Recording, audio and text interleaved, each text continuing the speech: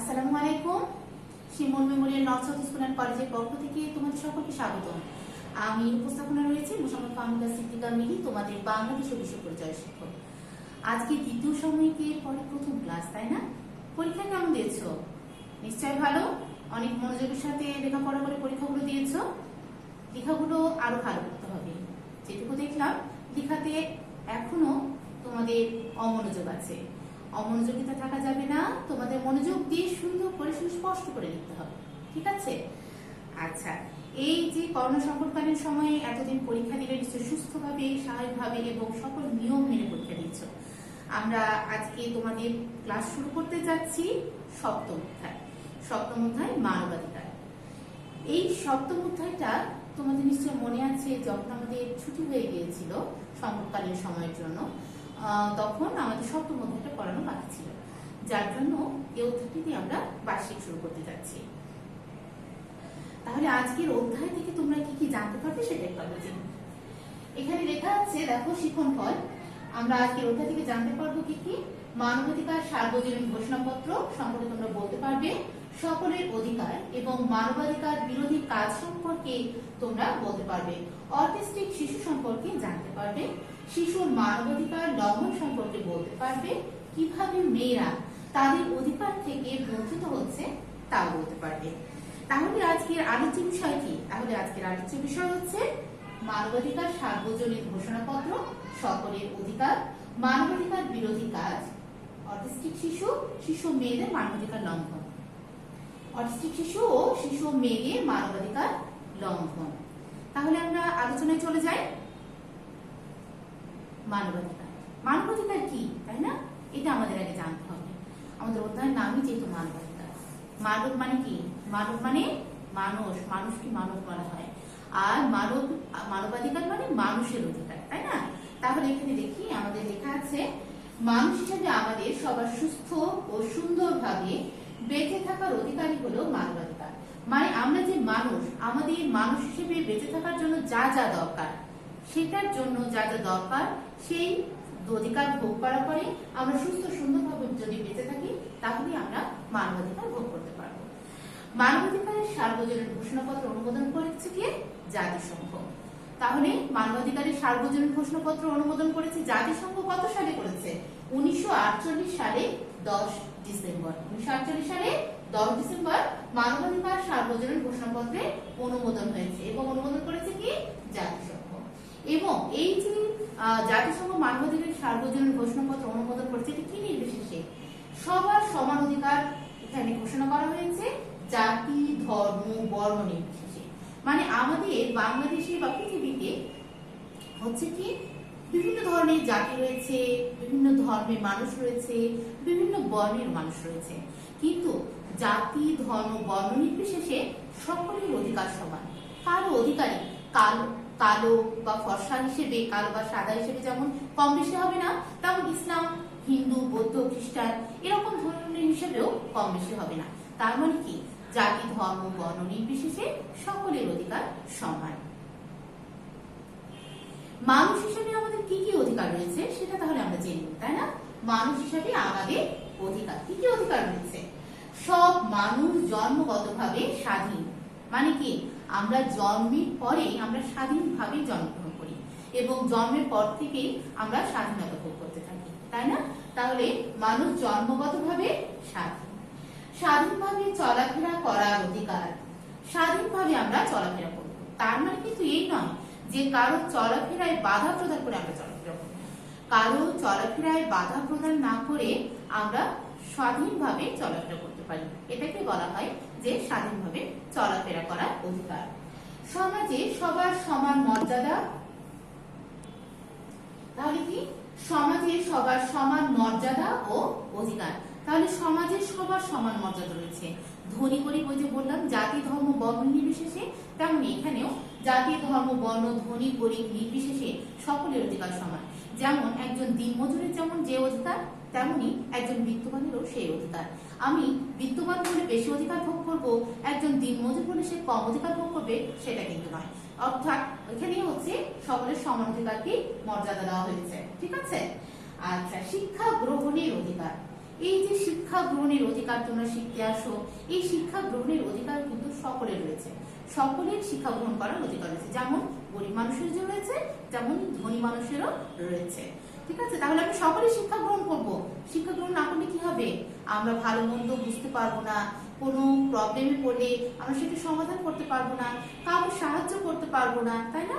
আমরা যখন পড়াশোনা করব, আমরা এদিক ওদিক সকল তথ্যগুলো জানতে পারবো, জ্ঞান অর্জন করব, তাহলেই আমরা কোনো কিছু সমাধান করতে পারবো।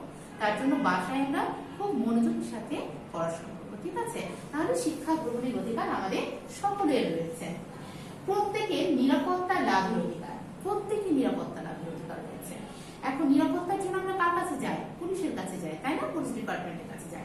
এই নিরাপত্তা লাভের অধিকার যেমন সকলের রয়েছে, তেমনি আমি গেলে দেখা যাচ্ছে একজন দিনহীন মানুষ গেলে বা গরিব মানুষ গেলে তাকে মূল্য দেবে না, তাকে মর্যাদা দেবে না, ধাক্কা দিয়ে বের করে দেবে। বা হয়তো বা একজন বিত্তবান মানুষ গেল, তার অনেক টাকা পয়সা, অনেক মান সম্মান, দেখা যাচ্ছে চারি সাইডে তার সুনাম রয়েছে, তাকে গুরুত্ব দেবে, তা কিন্তু নয়।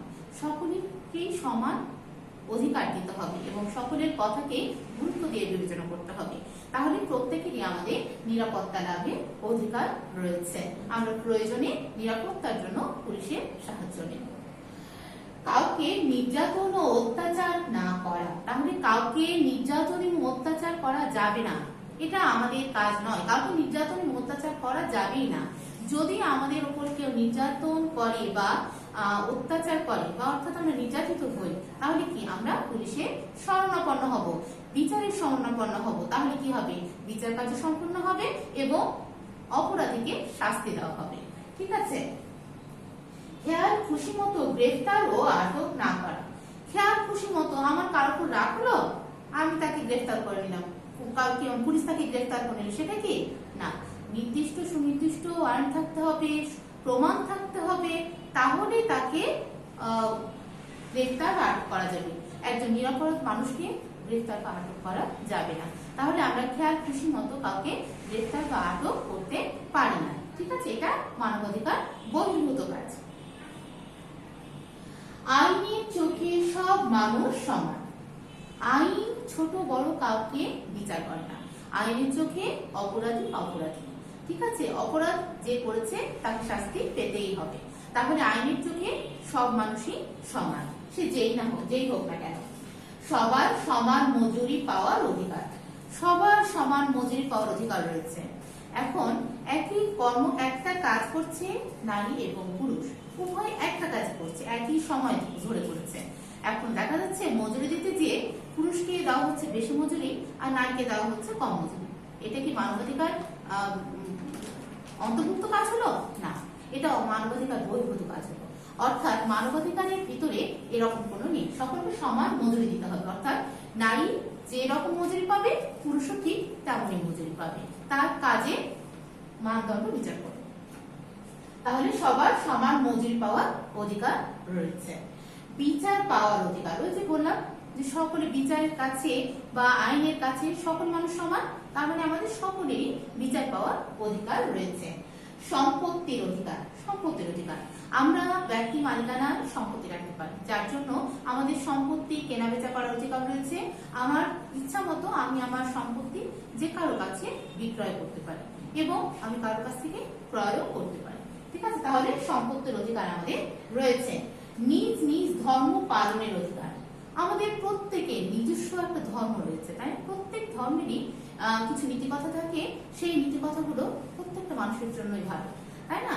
তাহলে এই যে ধর্ম পালনের অধিকার, আমরা প্রত্যেকে তো ধর্ম পালন করব।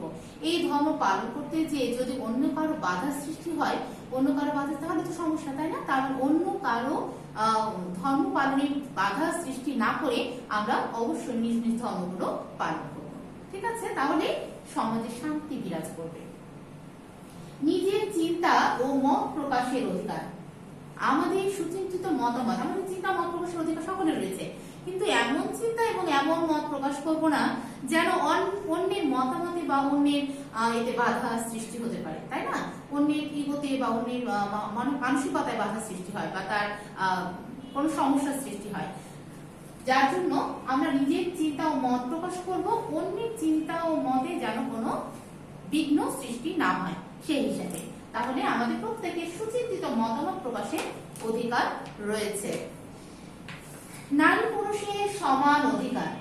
নারী পুরুষের ওই যে বললাম নারী পুরুষ এ বিশ্বে যা কিছু মহান সৃষ্টি চিরকল্যাণকর, অর্ধেক তার করিয়াছে নারী, অর্ধেক তার নর। তাহলে কি নারী পুরুষ যদি সমান অধিকার না ভোগ করে, তাহলে কি সকলে কেউ যদি কম অধিকার ভোগ করে তাহলে কি সে কাজে আগ্রহ পাবে? আগ্রহ পাবে না, আগ্রহ হারিয়ে ফেলবে, কাজের মানসিকতা নষ্ট হবে তার। তাহলে আমরা যদি নারী পুরুষকে সকলকে সমানভাবে কাজে লাগাই, সকলকে সমানভাবে অধিকার দিই, তাহলে কি হবে? দেশ ও দশের উন্নতি হবে এবং জাতির ও দেশের উন্নতি করা সম্ভব হবে। তাহলে নারী পুরুষকে সমান অধিকার দিতে হবে। আমরা এখানে একটা ছবি দেখতে পাচ্ছি, তাই না? লেখা আছে লোকজন পেছন হাতে দেখো মানবাধিকার রক্ষার স্লোগান দিচ্ছে। যখন মানবাধিকার বহির্ভূত কোনো কাজ হয় তখন কি করে? জনগণ রাস্তায় নেমে পড়ে এবং এই ফেস্টুন, এরকম ধরনের ফেস্টুনে বিভিন্ন জিনিস লেখা থাকে, দিয়ে আন্দোলন করে। এখানে তেমনই ঘটেছে। আমাদের করণীয়, তাই না? আমাদের করণীয় হচ্ছে, তাহলে কি আমাদের মানবাধিকার রক্ষার জন্য আমাদের কিছু করণীয় রয়েছে। কি কি করণীয় রয়েছে? বাড়িতে, বিদ্যালয়ে, প্রতিবেশীদের মধ্যে মানবাধিকার বিষয়ে চর্চা করতে হবে। তাহলে আমরা সব জায়গাতে যেখানেই থাকবো আমরা মানবাধিকার বিষয়ে চর্চা করবো, তাহলে সকলে সকল বিষয় এগুলো জানবে এবং এটার প্রতি হচ্ছে আগ্রহী হয়ে উঠবে। তাহলে সকলের ভিতরে ছড়িয়ে পড়বে এটা। সবার অধিকারকে সম্মান ও শ্রদ্ধা করতে হবে। আমরা সকলের মতামতকে সম্মান করবো এবং শ্রদ্ধা করবো, কারো মতামতকে হেয় প্রতিপন্ন করবো না। তবে অবশ্যই প্রত্যেকের মতামত শুনে নির্দিষ্ট একটা সিদ্ধান্তে উপনীত হতে হবে, যাতে সকলের মতামত থাকে। সবাইকে সচেতন করা, সবাইকে সচেতন করতে হবে। অসচেতন নাগরিক দেখা যাচ্ছে সমাজের জন্য ক্ষতির কারণ হয়ে যেতে পারে, তার জন্য সবাইকে সচেতন থাকতে হবে। এ লক্ষ্যে বিভিন্ন আইন মেনে চলে, এই লক্ষ্যে বিভিন্ন আইন প্রণয়ন করা হয়েছে এবং এই আইনগুলো আমাদের মেনে চলতে হবে। মানবাধিকার প্রতিষ্ঠায় বিভিন্ন কাজে অংশগ্রহণ।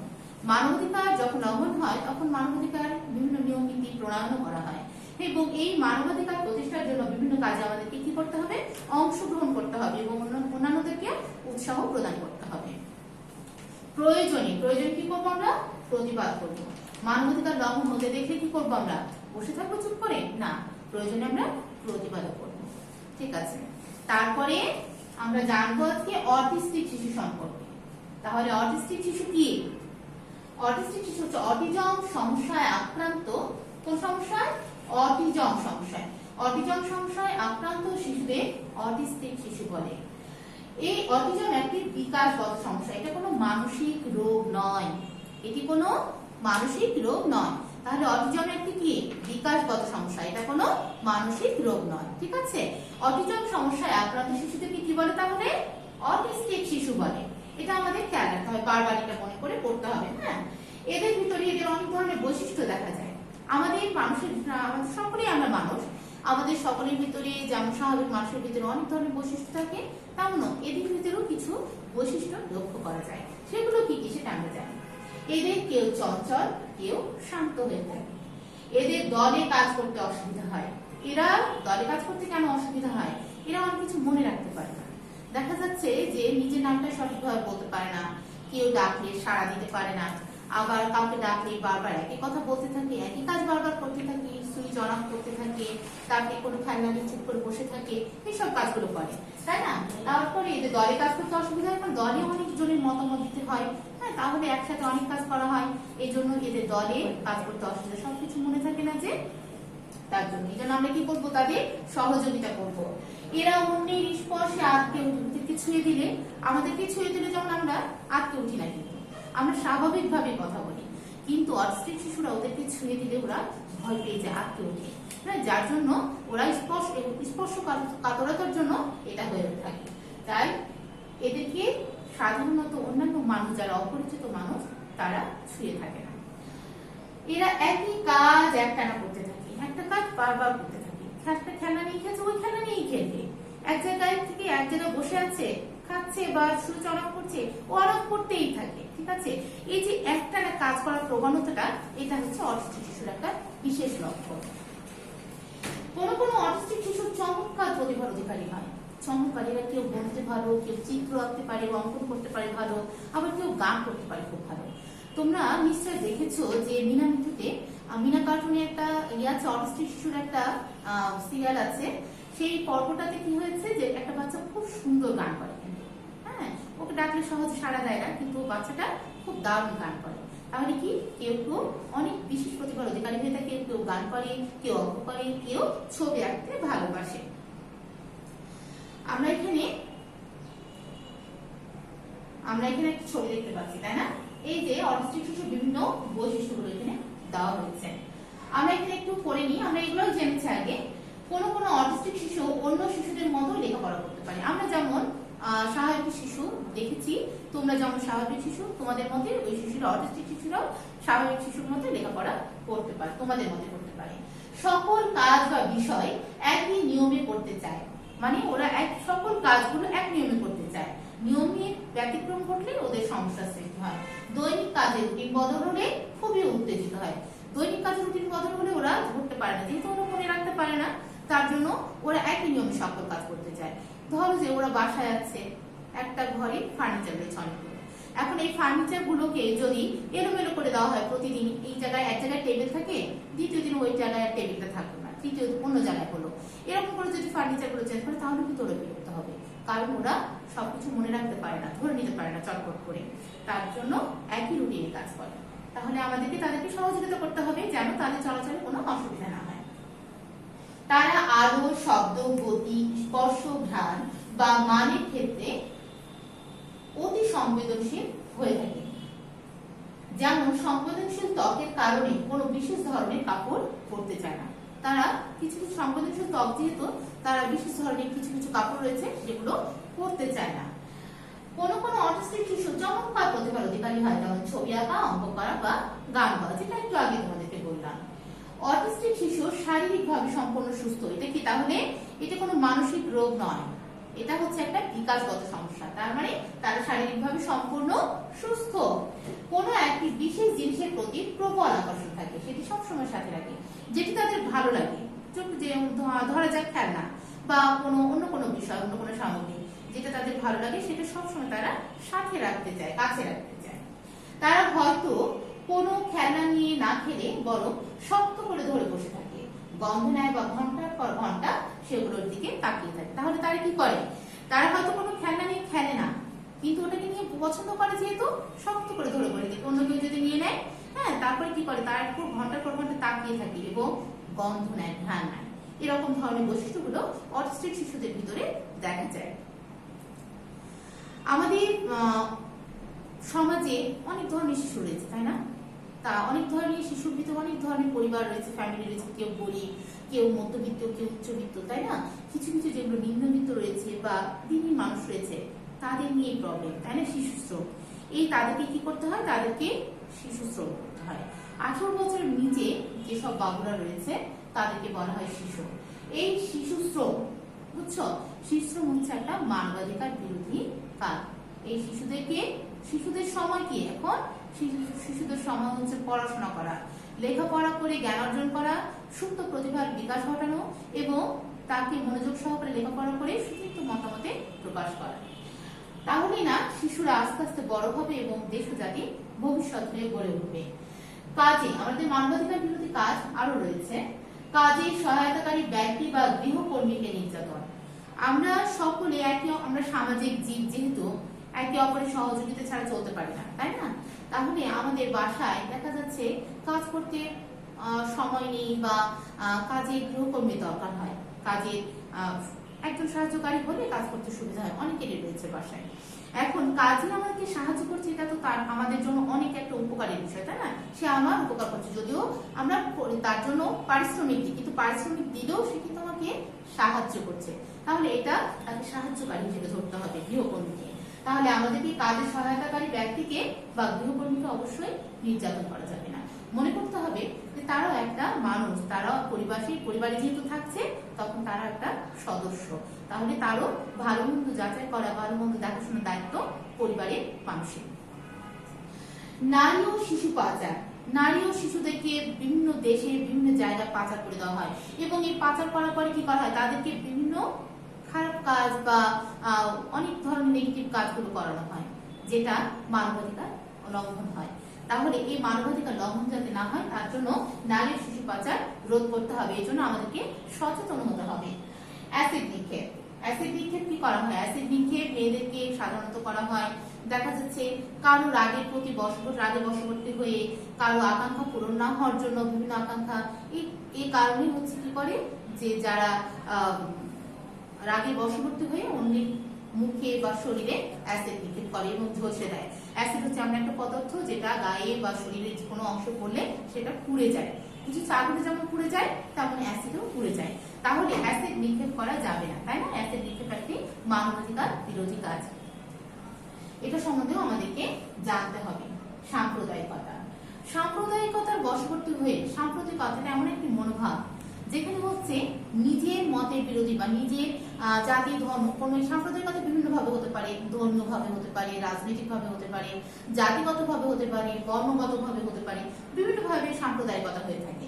এই যে সাম্প্রদায়িকতা মানে একজন থেকে আরেকজনকে আলাদা করে দেওয়া, হ্যাঁ, আমরা যে মানুষ সকলে এটা না ভেবে তাকে অন্য ক্ষেত্র থেকে বিষয় দিয়ে আলাদা করে দেওয়া এবং তারপরে নির্যাতন চালানো, তাকে একঘরে করে রাখা, এই সাম্প্রদায়িকতা থেকে আমাদের মুক্তি হতে হবে এবং মুক্ত করতে হবে। তার জন্য কি করতে হবে? আমাদের গণতন্ত্রের চর্চা করতে হবে, মানবাধিকারের চর্চা করতে হবে এবং মানবাধিকার বিরোধী কাজ থেকে সকলকে সচেতন করতে হবে। তাহলে আমরা সাম্প্রদায়িকতা থেকে আমাদেরকে মুক্ত করতে পারবো।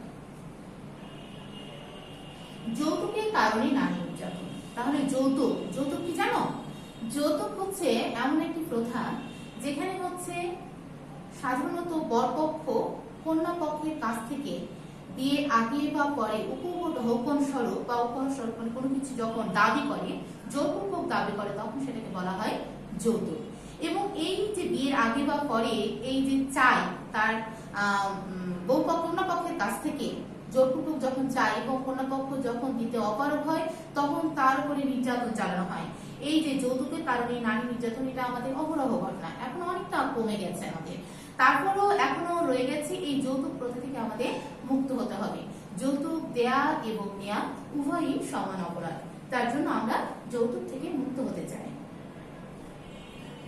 আমরা এখানে একটি ছবি দেখতে পাচ্ছি, আমি শিশু শ্রমের কথা বলেছিলাম 18 বছরের নিচে। এখানে দেখতে পাচ্ছি যে একটা শিশু হচ্ছে তার মাথা ইটের বোঝা নিয়ে যাচ্ছে, আবার এখানে একটা কি করছে, একটা ছেলে ওয়ারিং এর কাজ করছে, তাই না? তাহলে এইটা হচ্ছে ঝুঁকিপূর্ণ কাজ, বাচ্চাদের জন্য কি এগুলো ঝুঁকিপূর্ণ কাজ। তাহলে এবং এখানে আরো একটা পিকচার দেখতে পাচ্ছি, এই ছবিতে কি করছে, এটা হচ্ছে বিদ্যালয়ে খেলাধুলা করছে। তার মানে কি কিছু বাচ্চা এখানে লেখাপড়া করছে আর কিছু বাচ্চা লেখাপড়া করতে না যে শিশু শ্রম করছে। তাহলে এরা লেখাপড়ার অধিকার থেকে বঞ্চিত, এটা হচ্ছে মানবাধিকার বিরোধী কাজ। আর এটা হচ্ছে মানবাধিকার পেয়েছে তারা, তাই না? কারণ শিক্ষা গ্রহণ করার অধিকার তারা পেয়েছে আর এরা হচ্ছে বঞ্চিত। তাহলে আমাদের সকল শিশুকে শিক্ষার অধিকার দিতে হবে, তাই না? সুযোগ করে দিতে হবে। এখানে আমরা একটা ছবি দেখতে পাচ্ছি, ডোমেস্টিক হেল্পার বিং টর্চার। তার মানে কি, এই যে বাড়িতে গৃহকর্মী আছে না, হ্যাঁ, গৃহকর্মীকে মানে নির্যাতন করছে, এই নির্যাতন করাটা যাবে না। আমরা তাদেরকে সাহায্যকারী বা সহায়তাকারী হিসেবে ধরবো। তাহলে কি হবে? তাহলে আমাদের ভিতরে আন্তরিকতা বিরাজ করবে। নারী ও শিশুদের পাচার করা হচ্ছে। এখানে দেখা যাচ্ছে যে এই যে সামনে একজন ব্যক্তি আর পিছনে একজন ব্যক্তি, এরা কি করছে, গুটি কয়েক মানুষকে, এই যে শিশু মহিলাদেরকে নিয়ে যাচ্ছে, পাচার করে নিয়ে যাচ্ছে এবং দেখা যাচ্ছে নিয়ে যেয়ে অন্য দেশে পাচার করে দিবে এবং বিভিন্ন অনৈতিক কর্মকাণ্ড করাবে তারা। তাহলে এটা হচ্ছে এক প্রকার মানবাধিকার বিরোধী কাজ। শিশুদের মানবাধিকার লঙ্ঘন, তাহলে শিশুদের মানবাধিকার লঙ্ঘন মানে কি হচ্ছে, শিক্ষার অধিকার থেকে তারা বঞ্চিত হচ্ছে। শিশু শ্রম 18 বছরের নিচে তাদেরকে অনেক শ্রম করতে হচ্ছে, যে সময়তে তাদের সুপ্ত প্রতিভার বিকাশ ব্যাহত হচ্ছে এবং তাদের স্বাভাবিক জীবনযাত্রা বিঘ্ন হচ্ছে। অনেক শিশু গৃহহীন, তাদের নিজস্ব বাসা নেই, হ্যাঁ, তাদেরকে ফুটপাতে, তারপরে রাস্তায়, এই বিভিন্ন জায়গায় তাদেরকে থাকতে হয়। আমাদের যেমন মাথায় ছাদ আছে, আমরা নিশ্চিন্তে ঘুমাতে পারি, তারা কিন্তু ঘুমাতে পারে না। তাহলে এই গৃহহীন মানুষদের, শিশুদের যাতে গৃহের ব্যবস্থা করা হয়, এজন্য সরকার এবং হচ্ছে অন্যান্য যেগুলো সংস্থা রয়েছে তাদেরকে ব্যবস্থা নিতে হবে এবং আমরাও চেষ্টা করব যে আমাদের শিশুরা যেন গৃহহীন না হয়, আমাদের আশেপাশের যে মানুষকে সাহায্য করব। শিশুদের শারীরিক নির্যাতন, শিশুদেরকে শারীরিক নির্যাতন করা যাবে না। ঠিক আছে? তাহলে কি হবে, শিশু নির্যাতন যেহেতু একটা মানবাধিকার বিরোধী কাজ, তাহলে তাদের শাস্তির ব্যবস্থা করা হবে। শিশুদের বিদেশে পাচার, ওই যে শিশুদের এবং নারীদের বিদেশে পাচার করে, এটা একটা মানবাধিকার গরিত কাজ, এটাও করা যাবে না। এবার নারী অধিকার লঙ্ঘন। নারী অধিকার লঙ্ঘনে কি হয় না, শিক্ষার সমান সুযোগ পায় না, নারীরাও শিক্ষা সমান সুযোগ পায় না, সমান পারিশ্রমিক পায় না, সমান মজুরি পায় না, পুরুষের সমান মজুরি পায় না, তাদেরকে কম মজুরি দেওয়া হয়। আবার কি, কাজের সহায়তাকারীরা যথাযথ পারিশ্রমিক, খাবার ও স্বাস্থ্য সেবা পায় না। যারা কাজে সহায়তা করে তাদেরকে তাদের সঠিকভাবে মজুরি দেওয়া হয় না, বাসায় রেখে দেওয়া হয়, দিনের পর দিন দেখা যাচ্ছে খেতে দেওয়া হয় না ঠিক মতো, পুষ্টিকর খাবার দেওয়া হয় না, খাবারের উচ্ছিষ্ট অংশ তাদেরকে খেতে দেওয়া হয়। আবার কি হয়, অসুখ বিসুখ হলে তারা আমাদের সেবা করে, কিন্তু আমরা তাদের সেবা করতে যেন লজ্জাবোধ করি, বা হচ্ছে কি আমরা আগ্রহ পাই না। তারা আমাদের সহায়তাকারী হিসেবে আমাদেরকে করতে হবে, হ্যাঁ, এই মানুষ হিসেবে দেখতে হবে, সব মানুষ গরিব মানুষ হিসেবে নয়। ঠিক আছে, এটা আমরা খেয়াল করবো। কাজের সহায়তাকারী নারী ও শিশুদের বিদেশে পাচার করা হয়, এটা যদি আমরা কখনো বুঝতে পারি তাহলে কি হবে, আমরা পুলিশকে এটা জানাবো, তাহলে এই বিপদ থেকে আমরা মুক্ত হতে পারি। এখানে আমরা দেখতে পাচ্ছি এখানে পুরুষ শ্রমিক এবং মেয়ে শ্রমিক আছে। হ্যাঁ, more wage is given to men and less to women, মানে পুরুষ নারীর থেকে পুরুষকে কি বেশি মজুরি দেওয়া হচ্ছে। সমাজে সৃষ্ট অসুবিধা, এই যে মানবাধিকার রয়েছে, মানবাধিকার বিরোধী কাজ হতে থাকলে কি হবে, যদি এদের শাস্তির ব্যবস্থা না করা হয় তাহলে অনেক অসুবিধার সৃষ্টি হবে সমাজে। কি কি অসুবিধার সৃষ্টি হবে?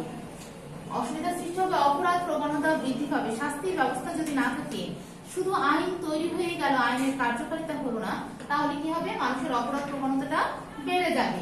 সমাজ ও রাষ্ট্র থেকে আইনের শাসনের অবসান করবে। আইনের যে শাসন রয়েছে, আইনে সকল আইনের কাছে সবাই সমান, এটার অবসান করবে সমাজের রাষ্ট্র থেকে। এটা সকলে আর মানতে চাইবে না যে আইন আছে, আইনের কার্যকারিতা নেই। বাক স্বাধীনতা, মুক্ত চিন্তা পথ রহিতকরণ, মানে সকলে যখন শাস্তির ব্যবস্থা থাকবে না, তখন সকল মানুষ স্বাধীনভাবে কথা বলতে পারবে না। অন্যায় বিরুদ্ধে কথা বলতে গেলে তাদেরকে দেখা যাচ্ছে বিপদের মুখে পড়তে হবে, তখন তারা বলতে পারবে না, এবং মুক্ত চিন্তার পথ রহিতকরণ হবে, মুক্ত চিন্তাও করতে পারবে না।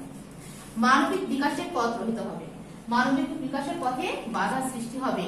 মানুষ নিজের বিকাশ যখন সঠিকভাবে নিশ্চিন্তে চিন্তা ভাবনা করতে পারবে না, তখন তার মানসিক বিকাশও সঠিকভাবে সম্ভব হবে না। নারী ও শিশু পাচার এবং নারী নির্যাতন বৃদ্ধি পাবে, নারী এবং শিশু পাচারও বৃদ্ধি পাবে, নারীদেরকে এবং শিশুদেরকে যে নির্যাতন করা হয় সেটার পরিমাণও বৃদ্ধি পাবে।